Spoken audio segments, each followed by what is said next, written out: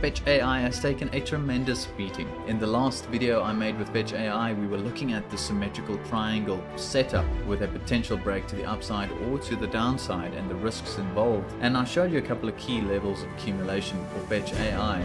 Now in this video I'm going to follow up on that video, where Fetch.ai is now and whether Fetch.ai actually has what it takes to pull through.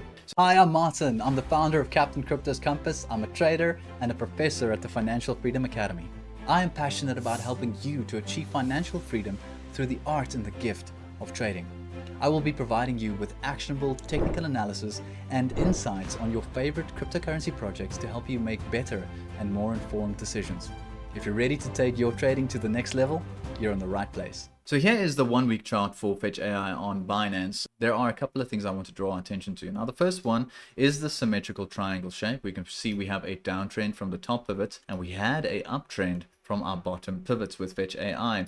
Now recently, on the 6th of October, we saw a breakdown of this downtrend, the symmetrical triangle setup we had here, a breakdown and a push right past our key support and golden zone levels. Now we can see we highlighted 3 areas of potential accumulation for this reversal to the upside, and we can see that Fetch.ai broke past the downtrend, did not respect our first support zone between roughly 44 cents and about 60 cents. We came all the way back into the golden pocket support zone using the Fibonacci extensions between the 0.5 and 0.618. That was sitting between about 40 cents all the way to about 32 cents. And we can see that Fetch.ai has not held a candle body close support inside of our support zone, meaning that we could and should expect more downside pressure for Fetch.ai in the near future. But a positive note that I can see here is our third line in the sand from our bottom pivots. We can see we had a couple of high pivots and low pivots here in this range between roughly about 24 cents all the way back down to about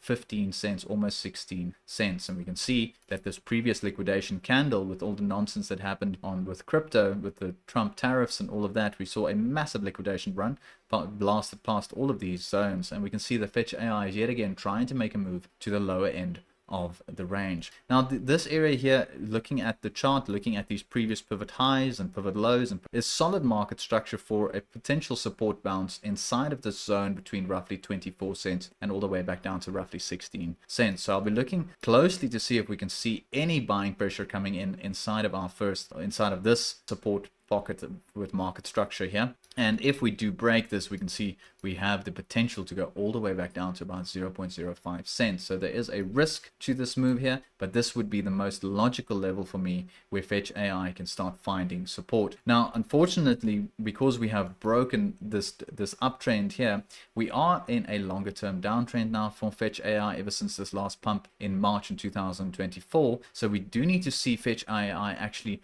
reaccumulating at these levels for any move to the upside. And we can see we are trading well below the moving averages, both the 21 and the 50 moving average, as well as the anchored VWAP from the bottom pivot and the top pivots here. We can see that is all putting a lot of strain and pressure on Fetch.ai's price. So I'll be looking firstly now just to see if we can form a double bottom pattern inside of this key market support zone here. And then I would like to see a move and push higher. Hey, hope you're enjoying the content so far. Please remember to hit the like button and the subscribe button and ring the bell for notifications. Into our moving averages. Now we can expect these moving averages to start acting as severe resistance here, and we will need to wait for a new change of character moment for Fetch.ai. Looking at this setup, we now in mass fear and mass pain territory with Fetch.ai and approaching the lower end of market structure and lower end of our accumulation support bands. So this could be a nice risk to reward setup, at least moving towards the 21.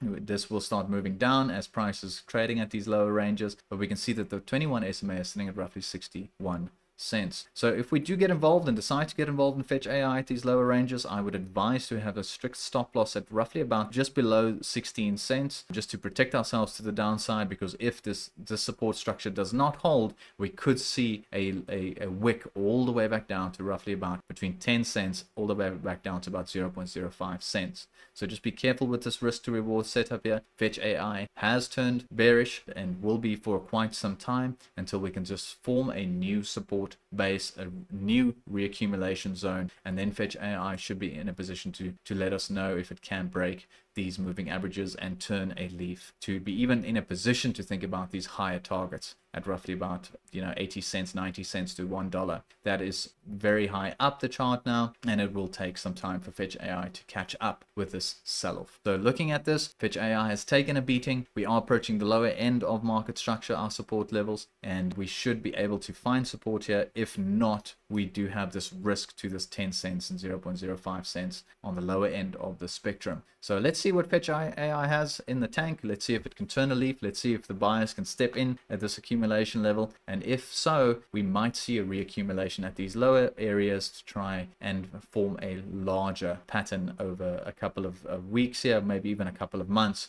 We should then be able to actually see Fetch AI retest the moving averages.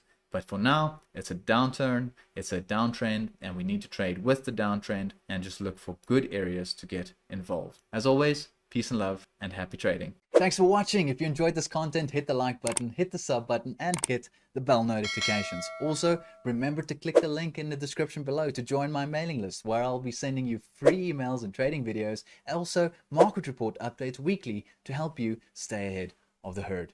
As always, this community would not be the same without you, and thank you from the bottom of my heart. Peace and love. See you next time.